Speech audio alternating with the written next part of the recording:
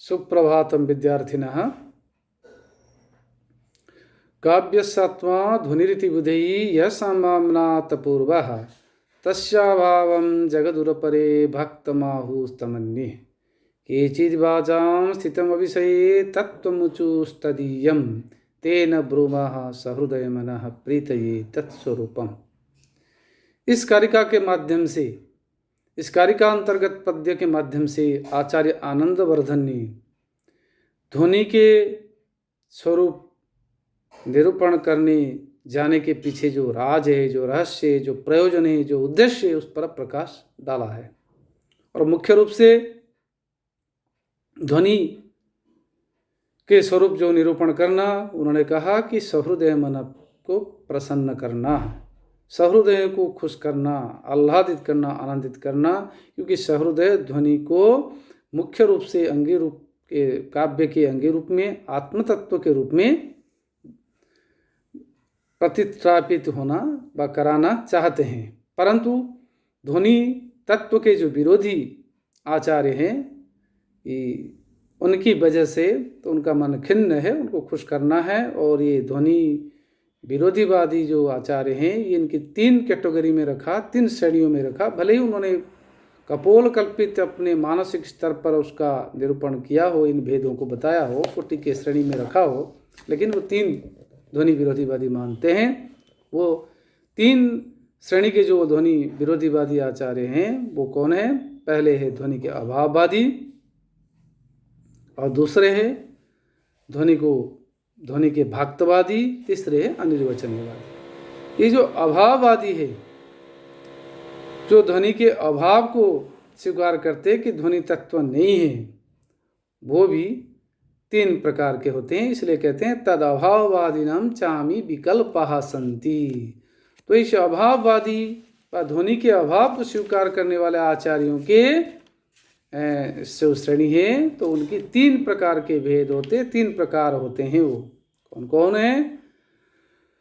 न वो शब्दार्थ गुणालंकाराणामेव शब्दार्थ शोभाकारित्वा लोकशास्त्रातिरिक्त सुंदर शब्दार्थमयस्य काव्यस्य नो शोभा हेतु कश्चित् अन्यः अस्ति य अस्माभिः न गणिते इति प्रकार।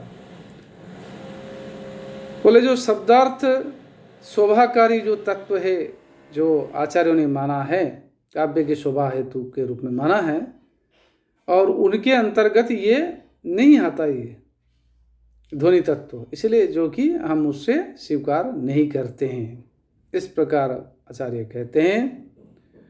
और दूसरे जो कहते हैं जो वागणिता न शोभाकारी अनुभवती थी, अगर किसी ने गणना की हो तो वो शोभाकारी तत्व नहीं है, इस प्रकार मानते हैं। और तीसरे प्रकार के अभाव में कहते हैं कि भले ही किस कैटेगरी में, किसी कोटि में वो आ जाए, जितने भी प्रसिद्ध शब्दालंकार, अर्थालंकार आदि स्वीकार किया है, आचार्यों ने माना है, तो उसमें कौन सा नया तत्व? ऐसे कई शब्दालंकार, कई अर्थालंकार हुए हैं, तो उसके अंतर्गत ये भी होगा। तो इसको लेकर के अलग एक मानना कोई ज़रूरत नहीं है। इस प्रकार 3 अभाववादी जो है, इसको 3 ध्वनि के अभाववादी जो आचार्य हैं, कोटि है, आचार्यों की कोटि है, श्रेणी है, तो उस पर प्रकाश डालते हुए आचार्य आनंदवर्धन आगे कहते हैं। पहला जो ध्वनि अभाववादी का प्रकार है, वो है जो ध्वनि के अभाव को स्वीकार करते हैं, व ध्वनि के अभाव को प्रतिपादन करते हैं। वो कहते हैं, वो कह सकते हैं तत्र केचिदाचक्षिरन्, वहाँ कुछ लोग ये कहें, कुछ आचार्य ध्वनि के जो विरोध करने वाले लोग, जो विद्वान तथा कथित विद्वान, इस प्रकार कह सकते हैं क्या? शब्दार्थ शरीरम तावत काव्यम, कि शब्द और अर्थ शरीर, शब्दार्थ शरीरम तावत काव्यम, शब्द और अर्थभूत जो शरीर, शब्दार्थ सहित तो काव्यम, शब्द और अर्थ ही काव्य का शरीर है। तो शब्दार्थ शरीरम तावत काव्यम, शब्द और अर्थ का जो साहचर्य है वही ही काव्य है। तत्र च शब्दगतः चारुत्व हेतवः अनुप्रासाद है प्रसिद्ध है वो। और शब्दगत चारुता के कारण, शब्दगत रमणीयता के कारणभूत जो अनुप्रासादी अलंकार वो प्रसिद्ध हैं। सब जानते हैं अनुप्रास, यमक और श्लेष, ये जो शब्दगत रमणीयता को प्रतिपादन करने वाले जो शब्दालंकार, वो भी पूर्व से प्रसिद्धि को प्राप्त कर चुके हैं। और अर्थगताश्च उपमादय, और अर्थगत उपमादि अलंकार वो भी प्रसिद्धि को प्राप्त किए हैं। जैसे कि आचार्य भरत मुनि प्रभृतियों ने, आचार्यों ने, पूर्वाचार्यों ने कहा है, तो शब्दालंकार अर्थालंकार रूप में प्रसिद्धि प्राप्त है। और उसके अनुसार दूसरे आचार्य भी और शब्द अलंकार अर्थालंकार इस प्रकार अलग भेद उपभेद भी वर्णन किए, वो सब हमें पता है। और वर्ण संगठना धर्माश्च ये माधुर्यादय ते भी प्रतीयन्ते, बोले वर्ण संगठना के जो धर्मभूत जो गुण हैं, माधुर्य आदि गुण हैं, उनकी अलग अलग वर्ण, जैसे माधुर्य, ओज, प्रसाद, जो कोमल वर्ण होते माधुर्य होते, जो परुष वर्ण होते ओज होते हैं। तो इस प्रकार जो गुण हैं, माधुर्य, ओज आदि जो गुण हैं और वर्ण संगठना के धर्म हैं, वो भी प्रतीयन्ते, उसको भी सभी लोग जानते हैं। तद अनतिरिक्त वृत्तयः, और उससे न अतिरिक्त अनतिरिक्त, उससे भिन्न न होकर व उससे अभिन्न के रूप में वृत्तियों, जो वृत्तियां हैं वो अभिन्न वृत्ति वाले जो वृत्तें हैं, यह कश्चित उपनागरिकाद्याः प्रकाशितः, जो उपनागरिकादि वृत्तियां जो उन गुणों से अभिन्न वृत्ति वाले हैं, वो भी तापि गतः सवर्ण गोचरम, उसको भी हमने सुना है। जो वृत्तियां हैं, जो गुण हैं, जो शब्दालंकार हैं, जो अर्थालंकार हैं, वो हमें पता है। और वो तो और रीतयश्च वैदर्भी प्रभुत है, वैदर्भी, गौड़ी, पांचाली, रीतियाँ, ये भी काव्यगत तत्व हैं, इनको भी हमने सुना है, ये भी हमें पता है। तद्व्यतिरिक्त कोयम ध्वनिर्नाम इति, तो इन शब्दालंकार अर्थालंकार गुण वृत्ति रीति इनसे हटकर ऐसा और कौन सा एक तत्व आ गया जिसे आप ध्वनि ध्वनि कह करके बड़े प्रसन्न होते, खुश होते हो? ऐसे कुछ आचार्य, ध्वनि के अभाववादी आचार्य, वो कह सकते हैं कि ऐसा कौन सा तुमने दूसरा प्रकार ले लिया जो शब्दगत अलंकार अर्थगत अलंकार और गुण रीति वृत्ति में न होकर भी अलग हो सकता है। हमने तो कभी सुना ही नहीं, हमने कभी देखा ही नहीं, न प्रसिद्धि को प्राप्त है। तो ऐसे अप्रसिद्ध तत्व को हम कैसे स्वीकार करें? इस प्रकार खंडन कर सकते हैं। अभाववादी वाले कह सकते हैं एक प्रकार। दूसरा प्रकार अन्य ब्रूयु, दूसरे जो आचार्य वो इस प्रकार कह सकते हैं, नास्त्येव ध्वनि, ध्वनि नामक कोई तत्व है ही नहीं। क्यों? न प्रसिद्ध प्रस्थान व्यतिरेकेन काव्य प्रकारस्य काव्यत्वहाने सहृदय हृदयाल्लादि शब्दार्थमयत्वमेव काव्य लक्षणम। बोले प्रसिद्ध प्रस्थान व्यतिरेकिन, प्रसिद्ध जो प्रस्थान है, शब्दगत प्रस्थान, अलंकार प्रस्थान, रीति संप्रदाय, रीति प्रस्थान, गुण प्रस्थान, प्रकृति प्रस्थान, जो भी प्रस्थान है, प्रसिद्ध प्रस्थानों को अतिक्रम करके, उल्लंघन करके जो काव्य का कोई प्रकार है, उस काव्य के काव्यत्व की हानि होती है। उस काव्य के काव्यत्व को स्वीकार नहीं किया जा सकता। इसी वजह से सहृदय हृदयाल्लादि शब्दार्थ में वो काव्य लक्षण। इसलिए हम ध्वनि नामक तत्व कुछ है ही नहीं, क्योंकि इससे कुछ है ही नहीं, क्योंकि सहृदय हृदयाल्लादि शब्दार्थ में काव्य लक्षण, काव्य के लक्षण जो है निरूपण किया गया है, सहृदय हृदय को आह्लादित करने वाला शब्द और अर्थम से, अर्थमयत्व व शब्द और अर्थ की जो साहचर्य है, वो उसे काव्य लक्षण कहा गया।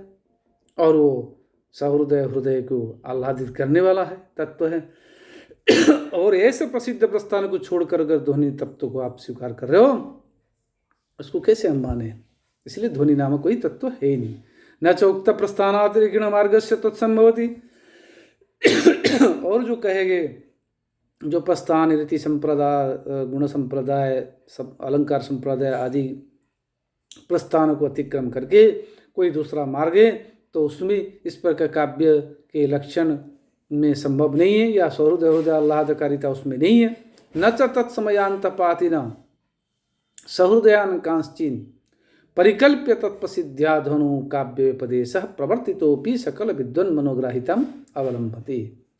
बोले न च, और ये भी नहीं हो सकता कि प्रसिद्ध प्रस्थानात् न च तत्समयांतपातिना, उस समय के अंदर आने वाले व उसकी समसामयिक सहृदयान कांश्चित, कुछ सहृदयों को, कुछ विद्वानों को परिकल्प्य, मन में परिकल्पना करके भी ऐसे आचार्य हैं जो कि इसको स्वीकार करते हैं, ऐसे करके तत्प्रसिद्ध्या, उनकी प्रसिद्धि से ध्वनि में काव्य को व्यपदेश करने वाले हो। अगर आप ऐसे कुछ मन से कल्पना करके कहे, कुछ सहृदय लोग कहते हैं कि ध्वनि तत्व है, इस प्रकार कह के आप ध्वनि को आप ध्वनि को के काव्य के प्रमुख तत्व के रूप में अगर आप स्वीकार कर भी लो तो फिर भी सकल विद्वान मनोग्राहितम नावलंबते, ये सकल समस्त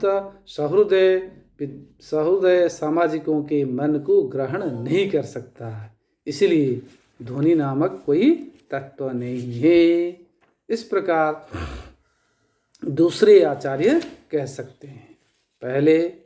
पहले जो कहा कि ध्वनि जो है, ध्वनि का अभाव है, क्योंकि ध्वनि अभाववादियों में जो उन्होंने कहा कि शब्दार्थ शरीर है, काव्य है, उसमें शब्दगत अर्थालंकार आदि ये सब है, उनसे प्रसिद्ध प्रस्थान व्यतिरिक्त होने की वजह ये नहीं होगा। और कुछ दूसरे कहते हैं कि ध्वनि नाम कोई तत्व है ही नहीं।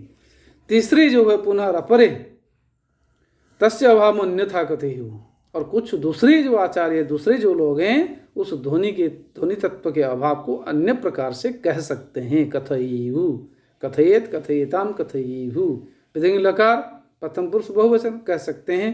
क्या न संभवतीम ध्वनि नाम अपूर्व कश्ची, पर ध्वनि नाम कोई अपूर्व, कोई अलौकिक, कोई चमत्कारकारी तत्व नहीं है। कोई ऐसा तत्व, कोई ऐसे विषय, कोई ऐसे सहृदय सामाजिक हृदय को छू लेने वाला, स्पर्श कर लेने वाला ऐसा कोई अलौकिक तत्व नहीं है ध्वनि नामक। क्यों? न कामनीयकम अनतिवर्तमानस्य तस्य उक्तेषु एव चारुत्व हेतुषु अंतर्भावा। क्योंकि कामनीयकम अनतिवर्तमानस्य माने कामनीयक माने क्योंकि कामनीय तत्वों को अतिवर्तन नहीं करना, वो कामनीय तत्व को अतिवर्तन नहीं करना, अतिक्रमण नहीं करना, अनतिक्रमण करने वाले तस्य उस ध्वनि का उक्तेषु एव चारुत्व हेतुषु अंतर्भावा। ये जो अलंकार गुण रीति आदि कहें, इन चारुत्वभूत कारणों में यह अंतर्भाव हो जाता ध्वनि, और इनसे अलग हट करके कुछ भी नहीं है। इसीलिए ध्वनि नामक अपूर्व कुछ नहीं है।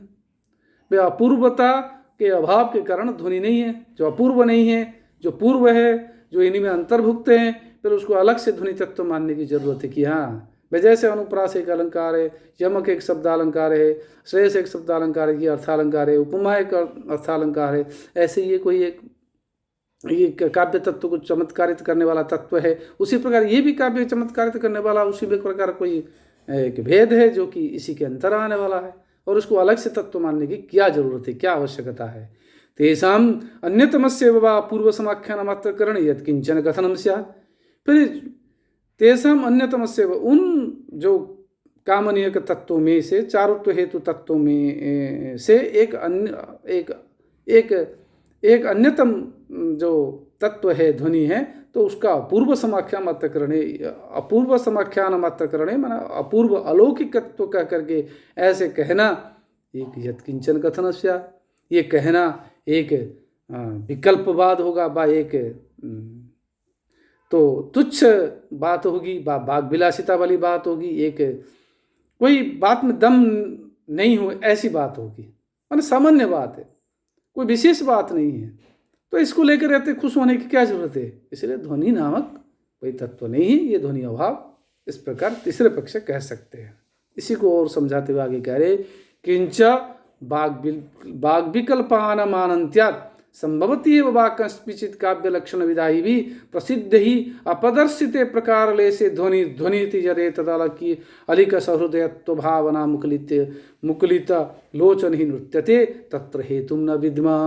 किंच, और भी पूर्व पक्ष आ गया, बाग विकल्पान मानन्त्यात्, बाग विकल्प माने वाणी के विकल्प, शब्दों के कथन के विकल्प, शब्दों के अलग अलग, कोई अलंकार कहता और कोई गुण कहता, कोई रीति कहता, अलंकार में कोई शब्दालंकार कहता, उसको कोई अर्थालंकार भेद निरूपण करता, और शब्दालंकार में कोई कहता ये अनुप्रास अलंकार, कोई चमक अलंकार, कोई श्लेष अलंकार, अर्थालंकार में कोई उपमा, कोई रूपक, कोई अपनुति, कोई व्यतिरेक। तो इस प्रकार अनंत भेदों में से तत्संभवती व कस्मिंश्चित् काव्य लक्षण विधायी प्रसिद्धि प्रदर्शित प्रकार से, तो इस प्रकार संभव हो सकता है काव्य लक्षण विधायी आचार्यों के द्वारा, काव्य लक्षण को निरूपण करने वाले प्रसिद्ध आचार्यों के द्वारा। तो मान लो इस प्रकार को नहीं बताया गया, प्रदर्शित नहीं देखा जा सका, किसका ध्वनि नामक कोई तत्व को नहीं देख पाए, फिर नहीं देख पाए, ऐसे कई तत्व होते हम छूट जाते हमारे नज़र से, तो इस प्रकार छूट गया मान लो। तो ध्वनि ध्वनि इति यदेत, ये ध्वनि ध्वनि है इस प्रकार, जो अलिक सौहृदयत्व भावना मुकुलित लोचन नृत्यते, जो एक झूठमूठ एक अत्यंत प्रसन्न आह्लादकारी तत्व की मान करके उसको अत्यंत खुश होकर के नाचना कूदना या बताना कि मैंने बहुत बड़ी चीज, बहुत बड़ी तत्व, बहुत बड़ा तत्व ये निरूपण किया, तत्र हेतु न विद्म, इसका कारण तो नहीं समझ रहे, ऐसा कोई खास नहीं है, ये उसी के अंतर्गत ये तत्व है चारुत्व हेतु का। तो ये ध्वनि नामक कोई अलग तत्व नहीं है। सहस्रसो ही महात्मा भी अन्य अलंकार प्रकार प्रकाशिता, और हजार संख्यों में आचार्यों के द्वारा अन्य अनेक प्रकार के अलंकारों के प्रकार भेद प्रकटित किए गए हैं, निरूपण किए गए हैं। और तेषाम ऐसा दशा श्रूयते, तो उनकी तो ऐसी हालत नहीं है, वे अलंकार सतत चल रहे हैं, पहले अलंकार थे, फिर नए नए अलंकार बनते आ रहे, आज भी अभिनव आचार्यों के द्वारा, नए नए जो अर्वाचीन आचार्यों के द्वारा भी अलंकारों के भेद निरूपण किए जा रहे हैं, पहले भी किए जा रहे थे, ध्वन्यालोकार के समय तक भी कह रहे हैं अलंकार की अभी भी समृद्धि हो रही, कई अलंकार जो पहले नहीं थे अभी भी उनके अलंकारों के भेद निरूपण कर दिए गए। तो वे तो ऐसे नाच नहीं रहे कि हमने ये अलंकार अलग से निरूपण कर दिया, तो फिर आप ध्वनि तत्व को लेकर ऐसा क्यों नाच रहे हो, इतने खुश हो रहे हो? तस्मात् प्रबाद मात्रम ध्वनि, इसलिए ध्वनि तत्व एक कोई विशिष्ट तत्व ऐसे कहना एक प्रबाद मात्र है, एक अलिक बात है, एक सामान्य बात है, इसमें कोई दम नहीं है। न तो अस्य क्षुदक्षम तत्व के चिद्यपि प्रकाशयितुं शक्यम, इसकी क्षुदक्षम तत्व व इसकी कोई महनीय तत्व, कोई प्रसन्नताकारी तत्व, कोई हृदय को छू लेने वाला ऐसा कोई विशिष्ट तत्व ऐसा प्रकटित करने लायक नहीं है। तथा च अन्येन कुतैव अत्र श्लोकः, इसी प्रकार दूसरे के द्वारा ये श्लोक एक बनाया गया है, कहा गया है, जो कि ध्वनि अभाववादी मत को क्या पुष्ट करता है। तो ऐसा ये कह रहे हैं ध्वन्यालोकानंदवर्धन, ऐसे ध्वनि अभाववाद वाली कह सकते हैं इस श्लोक के आधार पर। वो श्लोक क्या है ना, जो कि ध्वनि को विरोध करने वाले, वो उनको परिपुष्ट करने वाला ये श्लोक है। यस्मिन्नस्ति न वस्तु किंचन मनः प्रह्लादिशालंकृति व्युत्पन्नैरचितं च नैव वचने वक्रोक्तिशून्यं च यत् काव्यं तद्ध्वनिना समन्वितमिति, काव्यं तद्ध्वनिना समन्वितमिति प्रीत्या प्रशंसन् जडो नो विद्मः नो विद्मो विदधाति किं सुमतिना पृष्ठः स्वरूपं ध्वनि। बले अस्मिन् किंचित किंचन वस्तु नास्ति यत् सालंकृति मनः प्रह्लादी, भले मनः प्रह्लादी, मन को आह्लादित करने वाला, अलंकृत तरीके से प्रतिपादित होने वाला, अलंकार से युक्त हो, अलंकरण से तत्वों से युक्त हो, ऐसा कोई अपूर्व वस्तु जिसमें नहीं हो। और व्युत्पन्नी च नैव रचितम, व्युत्पन्न प्रतिभा संपन्न व्यक्तियों के द्वारा, आचार्यों के द्वारा जो जिसकी रचना नहीं की गई हो। और वक्रोक्ति शून्यम चयत, जो वक्रोक्ति से सर्वथा अभाव है, तत्काव्यम समन्वितमिति, तत्काव्यम ध्वनिना समन्वितमिति, वो काव्य ध्वनि से युक्त है ऐसा प्रत्या प्रसन्न चित्त होकर प्रशंसा करते हुए जड़ा, जो मूर्ख है, जो इसकी बुद्धि नहीं है, बुद्धिहीन व्यक्ति है, न विद्मः किम अभिदधाति, मैं नहीं समझते कि वो क्या कहेगा, क्या कह सकता है कि ध्वनि स्वरूपम किम इति सुमतिना पृष्ठ चेत, यदि सुमति किसी बुद्धिमान व्यक्ति के द्वारा, आचार्य के द्वारा पूछा जाए ये ध्वनि का स्वरूप क्या है, बताओ तो सही, तब उसका जवाब में क्या कह सकता है। जो ध्वनि ध्वनि कह करके नाचने वाले ऐसे आचार्य हैं, वो क्या कह सकता है। इस प्रकार ध्वनि विरोधी वाले ध्वनि तत्व को स्थापित करने वाले आचार्यों के विरोध में करारा प्रहार कर सकते हैं। इस श्लोक को लेकर ऐसा कहना है किनका, आचार्य आनंदवर्धन का, क्योंकि अपने ध्वनि मत को स्थापित करने के लिए इस प्रकार निरूपण कर रहे हैं। विद्यार्थियों, इस प्रकार ध्वनि अभाववादी जो है वो 3 प्रकार होते हैं। वो 3 प्रकार इस प्रकार है, जो प्रसिद्ध प्रस्तुत अलंकार, शब्दालंकार आदि के अंतर मानते हैं, उनसे भिन्न नहीं मानते। अलौकिक कोई तत्व है ही नहीं, इसकी कोई मान्यता नहीं, इस प्रकार खंडन कर सकते हैं। आगे जो 2 रोग है, भक्त और अनिर्वचनीयवादी, इनकी फिर अग्रिम कक्षा में विवेचन करेंगे। यहीं आज विराम लेते हैं। धन्यवाद।